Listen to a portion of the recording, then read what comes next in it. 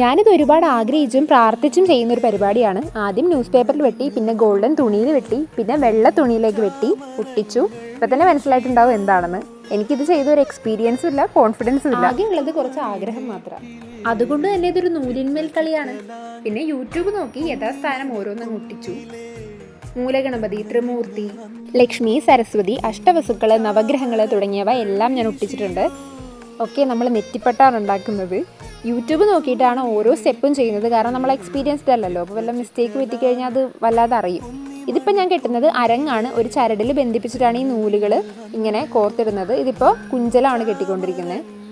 എല്ലാം കഴിഞ്ഞിട്ട് ലാസ്റ്റ് സ്റ്റേജിലാണ് അരങ്ങൊട്ടിക്കുന്നത്.